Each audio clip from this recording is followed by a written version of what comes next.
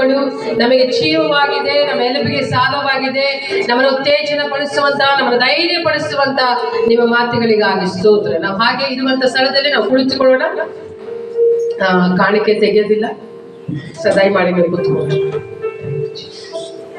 ಕರ್ತನಾದ ದೇವರು ನಮ್ಮನ್ನ ಈ ಹೊಸ ವರ್ಷದಲ್ಲಿ ಆತನ ನಡೆಸಿದ್ದಾನೆ. ಆತನಿಗೆ ನಾವು ಸ್ತೋತ್ರವನ್ನು ಸಲ್ಲಿಸುವಂತವರಾಗಿರೋಣ. ರಾತ್ರಿ ತಾನೇ ನಾವು ಸಂದೇಶವನ್ನು ಕೇಳಿದ್ದೇವೆ. ಕೃತಜ್ಞತೆ ಉಳ್ಳಂತ ಹೃದಯದೊಟ್ಟಿಗೆ ನಾವು ಏನಂತಂದ್ರೆ 2026ರಲ್ಲಿ ನಾವು ಪ್ರವೇಶ ಮಾಡಿದ್ದೇವೆ. ಕೃತಜ್ಞತೆ ಉಳ್ಳಂತ ಹೃದಯವನ್ನ ಕರ್ತನಾದ ದೇವರು ಅಪೇಕ್ಷಿಸುವ ಆತನಾಗಿದ್ದಾನೆ. ಆಮೇಲೆ ನಾವು ಮನುಷ್ಯರಾದಂತ ನಮ್ಮಲ್ಲಿ ಏನಿರ್ಬೇಕು ಅಂತಂದ್ರೆ ಕೃತಜ್ಞತೆ ಅನ್ನುವಂಥದ್ದು ಇರಬೇಕು. ಕೃತಜ್ಞತೆ ಯಾವ ಮನುಷ್ಯನಲ್ಲಿ ಇರುತ್ತೋ ಆ ಮನುಷ್ಯನಲ್ಲಿ ಸಂತೋಷ ಇರುತ್ತೆ. ಯಾವ ಮನುಷ್ಯನಲ್ಲಿ ಕೃತಜ್ಞತೆ ಇರುತ್ತೋ ಆ ಮನುಷ್ಯನಲ್ಲಿ ಯಾವಾಗಲೂ ಏನಂತಂದ್ರೆ ದೇವರ ದಯೆ ಇರುವಂತದ್ದಾಗಿರುತ್ತೆ. ಯಾವ ಮನುಷ್ಯನಲ್ಲಿ ಕೃತಜ್ಞತೆಯ ಭಾವನೆ ಇರುತ್ತೋ ಅಂತ ಒಂದು ಮನುಷ್ಯನಲ್ಲಿ ಪರಿಶುದ್ಧತೆಯು ಏನಾಗಿರುತ್ತೆ ಅಂತಂದ್ರೆ ಅವನ ಒಳಗೆ ವಾಸವಾಗಿರುವಂತದ್ದಾಗಿರುತ್ತೆ. ಆಮೇಲೆ ದೇವರು ಕೃತಜ್ಞತೆ ಉಳ್ಳಂತ ಹೃದಯವನ್ನು ಎದುರು ನೋಡ್ತಾನೆ. ಯಾವ ವ್ಯಕ್ತಿ ಕೃತಜ್ಞತೆ ಉಳ್ಳವನಾಗಿರ್ತಾನೋ ಅವನು ಒಂದು ವೇಳೆ ಕುರಿ ಕಾಯುವಂತ ಒಂದು ಸ್ಥಿತಿಯಲ್ಲಿ ಇದ್ದರೂ ಸರಿಯೇ ಕರ್ತನಾದ ದೇವರು ಅವನನ್ನ ಅರಮನೆಯಲ್ಲಿ ತಂದು ನಿಲ್ಲಿಸುವಾತನಾಗಿದ್ದಾನೆ. ಆಮೇಲೆ ದಾವೀದನ ಜೀವಿತದ ಮುಖಾಂತರವಾಗಿ ನಿನ್ನೆ ದಿನ ನಾವು ತಿಳಿದುಕೊಂಡಿವಿ. ದಾವೀದನು ಕೃತಜ್ಞತೆಯ ಭಾವನೆ ಉಳ್ಳವನಾಗಿದ್ದ. ಹಲ್ಲೆಲೂಯ. ನೋಡ್ರಿ, ನಾವು ಈ ವರ್ಷದಲ್ಲಿ ದೇವರು ಮಾಡಿದಂತ ಉಪಕಾರಗಳು, ಕಳೆದ ವರ್ಷದಲ್ಲಿ ದೇವರು ಮಾಡಿದಂತ ಉಪಕಾರಗಳಾಗಿರ್ಬೋದು, ಕಳೆದ ವರ್ಷದಲ್ಲಿ ಮನುಷ್ಯರು ಮಾಡಿದಂತ ಉಪಕಾರಗಳಾಗಿರ್ಬೋದು, ಅವೆಲ್ಲವನ್ನ ನೆನೆಸಿ ನಾವು ಕೃತಜ್ಞತೆಯನ್ನ ನಾವು ಸಲ್ಲಿಸುವಂತವರಾಗಿರ್ಬೇಕು. ನಾವು ದೇವರಿಗೆ ಕೃತಜ್ಞತೆಯನ್ನ ಸಲ್ಲಿಸ್ತೇವೆ ಅಂತಂದ್ರೆ ಮನುಷ್ಯರಿಗೂ ಸಹ ನಾವು ಏನ್ ಮಾಡ್ಬೇಕಂದ್ರೆ ಕೃತಜ್ಞತೆಯನ್ನ ಸಲ್ಲಿಸುವಂತವರಾಗಿರ್ಬೇಕು. ಹಲ್ಲೆಲೂಯ. ನಿನ್ನೆ ತಾನೇ ನೋಡಿದೀವಿ ಏನಂತಂದ್ರೆ ನಿನ್ನ ಅಂದ್ರೆ ನಮಗೆ ಎದುರಾಗಿ ಇರುವಂತ ನಮ್ಮ ಜೊತೆಗಿರುವಂತ ಸಹೋದರನಿಗೆ ನಾವು ಕೃತಜ್ಞತೆಯನ್ನ ಸಲ್ಲಿಸದೆ ಹೋದರೆ ಕಾಣದೇ ಇರುವಂತ ದೇವರಿಗೆ ನಾವು ಕೃತಜ್ಞತೆಯನ್ನ ಸಲ್ಲಿಸಲಿಕ್ಕೆ ಸಾಧ್ಯನೇ ಇಲ್ಲ ಅಲ್ವಾ? ಹಾಗಾದ್ರೆ ದೇವರು ಏನ್ ಮಾಡಿದ್ದಾನೆ ಅಂತಂದ್ರೆ ಕಳೆದ ವರ್ಷವೆಲ್ಲ ಮನುಷ್ಯನ ಸಹಾಯವನ್ನ ಸಹ ಆತ ನಮಗಾಗಿ ಕೊಟ್ಟಿದ್ದಾನೆ. ನೋಡಿ, ದೇವರೇ ಬಂದು ನಮಗೆ ಸಹಾಯ ಮಾಡ್ಲಿಕ್ಕೆ ಆಗೋದಿಲ್ಲ.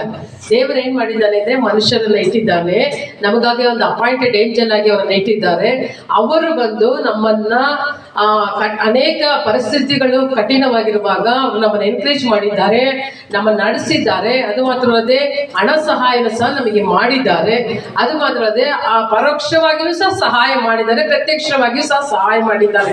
ಇವೆಲ್ಲ ಕಾರ್ಯಗಳನ್ನು ನೆನೆಸಿದರಾಗಿ ನಾವು ದೇವರಿಗೆ ಕೃತಜ್ಞತೆ ಭಾವನೆ ಉಳ್ಳವರಾಗಿ ಇರುವಂತವರಾಗಿರ್ಬೇಕು. ಹಲ್ಲೆಲೂಯ. 2026ನೇ ವರ್ಷದಲ್ಲಿ ರಾತ್ರಿ ಬರದೇ ಇರೋನ ಪುನಃ ನಾನು ಸ್ವಾಗತವನ್ನು ಬಯಸ್ತೇನೆ. ತಂದೆಯಾದ ದೇವರು ಪುನಃ ನಿಮಗೆ ಬೇಕಾದಂತ ಚೈತನ್ಯವನ್ನ, ಆರೋಗ್ಯವನ್ನ ನಿಮಗೆ ಅನುಗ್ರಹಿಸಲಿ ಎಂಬುದಾಗಿ ಯೇಸುವಿನ ನಾಮದಲ್ಲಿ ನಿಮ್ಮನ್ನು ಆಶೀರ್ವದಿಸ್ತಾ ಇದ್ದೇನೆ.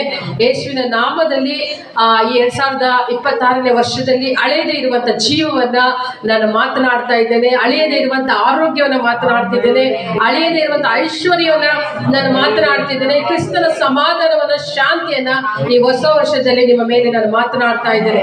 ನಿಮ್ಮನ್ನ ಈ ಹೊಸ ವರ್ಷದಲ್ಲಿ ನಿಮ್ಮನ್ನ ನಾನು ಸ್ವಾಗತ ಮಾಡ್ತಾ ಇದ್ದೇನೆ. ಕರ್ತನಾದ ದೇವರು ಒಂದು ನೂತನವಾದಂತ ಒಂದು ಆಶೀರ್ವಾದದೊಟ್ಟಿಗೆ ನಿಮ್ಮನ್ನು ನಡೆಸಲಿ ಎಂಬುದಾಗಿ ಯೇಸುವಿನ ಹೆಸರಿನಲ್ಲಿ ನಿಮ್ಮನ್ನು ಆಶೀರ್ವದಿಸ್ತಾ ಇದ್ದೇನೆ. ಈ ಹೊಸ ವರ್ಷದಲ್ಲಿ ಏನಂತಂದ್ರೆ ನಾವು ಕಾಲಿಟ್ಟಿಲ್ಲ. ಏನಂದ್ರೆ ಹೊಸ ವರ್ಷದಲ್ಲಿ ನಾವು ಕಾಲಿಟ್ಟಿಲ್ಲ. ಯಾಕೆ ಅಂತಂದ್ರೆ ಯಾರು ಆತ್ಮನಿಂದ ನಡೆಸಲ್ಪಡ್ತಾರೋ ಅವರಿಗೆ ಹೊಸ ವರ್ಷ ಅಲ್ಲ, ಹೊಸ ಮಂಡಲದಲ್ಲಿ ಕರ್ತನಾದ ದೇವರು ನಡೆಸುವಾತನಾಗಿದ್ದಾನೆ. ಆಮೇಲೆ ನಾವು ಹೊಸ ಗ್ಲೋರಿಯಲ್ಲಿ ನಾವು ಪ್ರವೇಶ ಮಾಡಿದ್ದೇವೆ. ಆಮೇಲೆ ಏನ್ರಿ ನಾವು ಹೊಸ ಮಹಿಮೆಯಲ್ಲಿ ನಾವು ಪ್ರವೇಶ ಮಾಡಿದ್ದೇವೆ. ನಾನು ಹೊಸ ಮಹಿಮೆಯಲ್ಲಿ ಪ್ರವೇಶ ಮಾಡಿದ್ದೇವೆ, ನೂತನವಾದಂತ ಮಹಿಮೆ.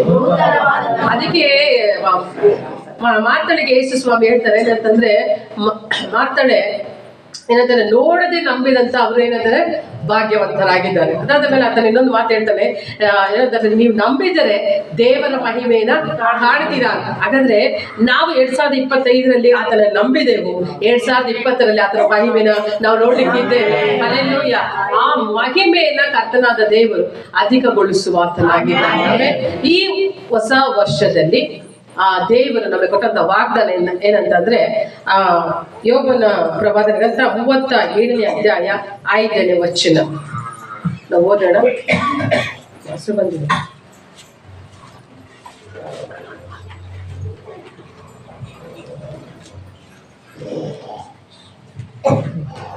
ನಾವು ಗ್ರಹಿಸಲಾಗದ ಮಹಾ ಕಾರ್ಯಗಳನ್ನ ನಾನು ನಿಮ್ಮ ಮಧ್ಯದಲ್ಲಿ ನಡೆಸುತ್ತೇನೆ ಎಂಬುದಾಗಿ.